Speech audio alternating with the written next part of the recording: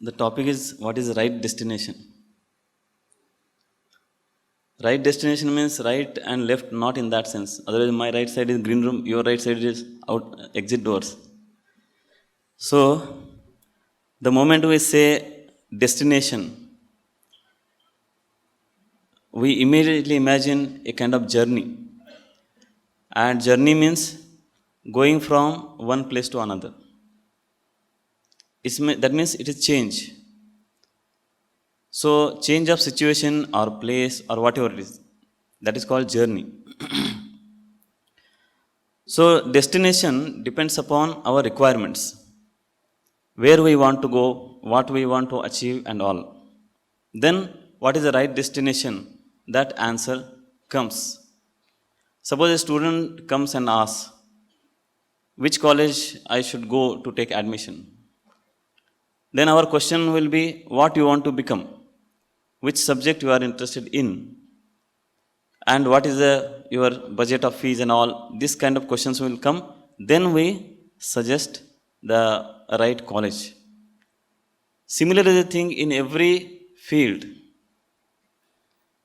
Because if that clarity is not there, then everywhere there will be confusion.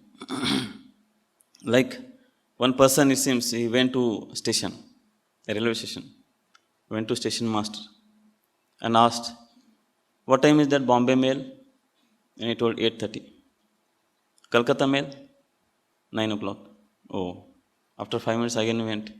Where is that Madras mail? Then 9 o'clock, 9:10 something.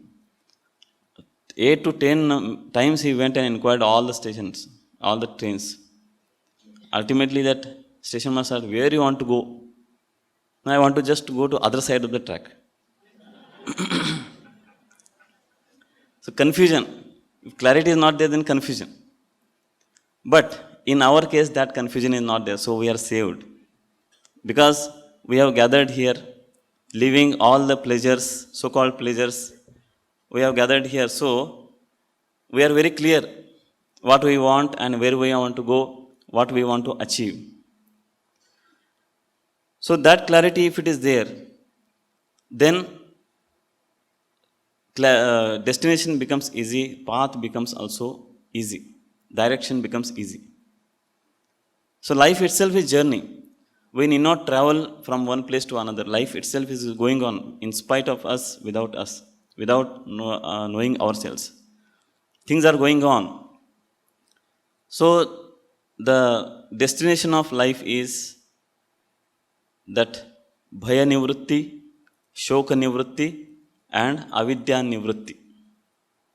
If these three things are gone, then we are free. So bhaya nivrutti, bhaya is very inherent. It is natural to every one of us. So bhaya is very common. Mother says, Ramakrishna gives them an example. Mother says to child, go and sleep in that room. Child says, no, I am afraid, mother. Why are you afraid? Because nobody is there. Then mother says, if nobody is there, then whom you are afraid of? If you are alone, then where is the question of fear? If somebody is there, then we can say, yes, he may harm me or some negative thing will happen to me. But when nobody is there, why we should be afraid? Suppose in this auditorium you are left alone. Then we will be afraid. So the fear comes, it is inherent because Prajapati, Brahma, creator himself he had a fear. When Lord Vishnu asked him to create the world, then he came from lotus outside and he saw everywhere darkness because there was no creation. He looked all four sides, above and below, nowhere anything was there. Because unless and until we create, nothing will be there. So he got terrified, he got afraid, and he went back. Then he thought, then he discriminated in his mind. What he discriminated, if I am alone, then why should I be afraid? Why should I be afraid? Where is the question of fear? So when this discrimination came to him, then he was free from fear. So that is called bhaya nivrutti. So sometimes grandmothers, to frighten children, They cover themselves with blanket and then child is terrified. But the moment she lifts that blanket, then child finds none other than grandmother, his own grandmother. Then he is no more afraid. Then again, if she comes even covering blanket, he understands it is grandmother only. So when we come to know the real thing, then we are not afraid. So knowing reality is very important. Then shoka nivrutti. Shoka is a kind of disbalance, or it is a sad feeling, unhappiness. That happens because we get attached to our expectations, and when that expectations are not fulfilled, then shoka comes. So when we dream, suppose for example, we are in the dream and terrible dream, or some negative feelings are there. But as soon as we get up, then all the negative feelings go away. Again, Sri Ramakrishna gives one example. One farmer, his son died, but he was not weeping at all, and his wife was crying, and wife became irritated at him, and he said, "Our only son died, and you don't have a drop of tear in your eyes. How is it possible? How hard-hearted you are." Then farmer said, "It's not like that, but I was thinking, I dreamt and I was king of one big kingdom, and I had 7 princes. And then when dream broke, everything gone. So I am thinking whether should I weep for those 7 princes or this one child." So this is when knowledge dawns upon that whole world is nothing but temporary, transitoriness of the world. When we know in our mind, then we do not grieve. There will not be shoka. And then avidya nivrutti. Avidya is not absence of knowledge, but absence of right knowledge. That's why they give example of Rajju Sarpa. That means that is snake. We superimpose snake on a rope. In the evening time, when there is clarity is not there, neither dark nor light, that kind of thing.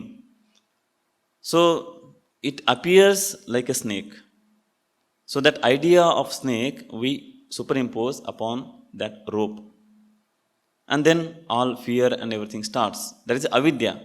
Avidya means we are seeing something. It's not absence of knowledge. We are not seeing anything. We are seeing something, but we are not seeing correct thing. Similarly, from long distance we see somebody is coming. We see somebody is coming, but we are not sure whether that person, that so and so or not. Till then we speculate, oh, so and so is coming. But when he comes near to us, then we realize, oh, he is not that person, but somebody else. So this absence of right knowledge is avidya. So all the things will go when we know the real thing, real substance. So when real knowledge is attained, then person becomes perfect. So perfection is our goal. Perfection is our destination. That's why Swami says in Bhakti Yoga, every soul is destined to be perfect. It is a great assurance to all of us. Nobody will be in the bondage eternally. So every soul is destined to be perfect. And every being will attain perfection in the end. But only thing is to avoid going through all these 84 lakhs yonis and this cycle of death and birth, some practice is necessary. So spiritual journey, this is a spiritual journey. And what we are going to attain at the end, it's a purity of the mind. Purity of the mind, when it is attained, then automatically God reflects in that. Purity of the mind means we know it should be free from all kama, krodha, lobha, all these shadripus. There should not be any desires. Because a kind of fulfillment comes. That fulfillment comes only by 2 ways. One is fulfilling all the desires, which is impractical and impossible. And another way is having discrimination. Discrimination means what is good and what is bad.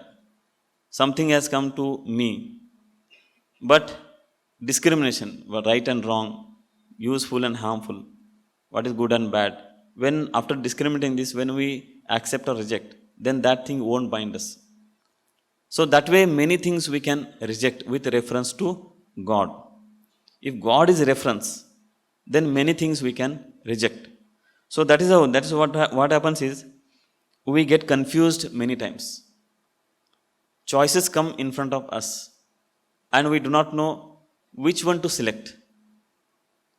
Now, for example, if we come across a kind of diversions, left one direction, right one direction, front is there, but we get confused at that time. Why we get confused? Because we do not know where we want to go and what is the right path for that. So that is what exactly that Kathopanishad explains. Shreya and Preya it calls. Shreya is good and Preya is pleasant. These two things, good and pleasant, they appear in front of every being. In fact, we also sometimes become indecisive. We do not know what to do. Certain things come in front of us. So, what is right and wrong, we do not know. Somebody has done some wrong to us that we come to know. Now, we do not know whether to go and fight with him or not. There are so many like this incident. If we analyze, we come across. That time is a time where we have to apply our discrimination. And that practice of discrimination is very important. So Shankaracharya says in that particular, while commenting on that Shreya and Priya, the Shreya means good and Priya means pleasant. So those who are having some kind of discrimination, that faculty is activated, those people, they select good. They don't select pleasant. Because all the good things need not be pleasant. And all the pleasant things need not be good. If that thing is good or bad, then easy to make choice. Everybody will select good. But we do not know between good and pleasant, which is good and which is bad in the end. So that is where it comes our discriminating faculty. If we are habituated of applying that discrimination, then it becomes very convenient or easy for us to have a right choice. Here we can remember one incident that Narendra, young boy, he used to go to Sri Ramakrishna. And Sri Ramakrishna used to like him very much because of his tremendous vairagya and all. So Sri Ramakrishna had achieved Ashtasiddhi by his 12 years of sadhana. And he asked one day Narendra, later Swami Vivekananda, he asked him, I have got Ashtasiddhis, so I want to give those to you. Ashtasiddhi is not a small thing. Getting one siddhi itself is so difficult. So ready-made thing he was supposed to get, Ashtasiddhi. But what was Narendra's reaction? He asked Sri Ramakrishna whether those Ashtasiddhis will help me in achieving God, in realizing God. Then Sri Ramakrishna said, no. But you can do some good things to the world by using those things, those Ashtasiddhis. Then Narendra said, then I don't need at present. First let me realize God, then automatically everything will come. So this is called discrimination. And Sri Ramakrishna was very happy. So Swami says in some few words that path which leads us to Godward is right path. And the path or action which makes us bind into the world, by which we go in the cycles of Janma Marana, that is wrong path, that should be avoided. So path which on which we travel, if it takes us Godward, and Godward means we should know what God's quality is. God is not only image, but God is qualities of all this calmness, peacefulness, free from desires and all these things. So we can take the graph of our own life Right from maybe childhood or right from the youth, we can take the graph how I am developing. Many times we feel we are not progressing, but if we take graph of analyze our own life, then we can understand whether we are progressing or not. There is no meter or there is no milestone. It is feeling in the mind. Transformation of mind. So Sri Ramakrishna says that heart of a devotee is God's abode. God may be everywhere. Like a zamindar, he gives example of zamindar. Hundreds of acres of land is there, and anywhere he goes, zamindar goes, but he will be available in a particular room. So that is his place. So similarly, God will be available in our hearts. So heart is a place where we have to go our journey towards our own self, and that is consciousness. That is called realization of God. So here, even saints also, they give suggestions through their songs or bhajans. For example, if we, for example purpose, we can discuss some few songs here. One Nirvana Shatkam, composed by Shankaracharya, Adya Shankaracharya. He says, Mana Buddhi Ahankara Chitta, etc. I am not this, na aham. Nacha Shrotra Jive, Nacha Grana Netre, etc. All the big list is there. 6 stanzas. So in all the 6 stanzas, the Sukshma Sharira and Sthula Sharira, Samashti, Vyashti, world, everything is denied. And what is established? Chidananda Rupa Shivoham Shivoham. That means I am that consciousness, Chit Ananda. Knowledge and bliss. I am that consciousness. Nothing else. Everything is superimposed. I am that consciousness. This again and again it is repeated, this line. So that gives us a kind of suggestion. Who am I and where I have to travel? What I have to reject? That gives a suggestion. Similarly, Sadashiva Brahmendra, he says in Chinta Nasti Kila Bhajan, Tesham Chinta Nasti Kilam, Shamadama Koruna, Sankirnana. So those devotees or people or sadhakas, those who have tranquility of the mind. Tranquility means again controlling the mind from going astray, from going after worldly pleasures. If we can avoid all the temptations and concentrate, focus everything upon consciousness, then chinta nasti kila. For them, there is no chinta, there is no worry. They are free from all the sorrows, miseries, and worries. And Santa Mirabai, beautifully she says, she is as if she is traveling in a boat, and Guru is a boatman and crossing Bhavasagara. So Sataki Nava, that boat is of Sat, truth. Sataki Nava, Khevatiya Sataguru. Khevatiya means boatman. Sadguru himself is taking her and across the Bhavasagara. So here comes surrender to Guru. Because when we sit in the boat, we don't have to do anything, we can't do anything. We have to just surrender to the boatman. Wherever he takes, we can't argue there. The moment we argue, we know the result. And then Annamacharya says, Brahmam okate, para Brahmam okate. So none other than Brahman exists. So there are so many ideas, bhajans and scriptures which suggest us, which give us hint or even sometimes clarity about this journey, spiritual journey and destination.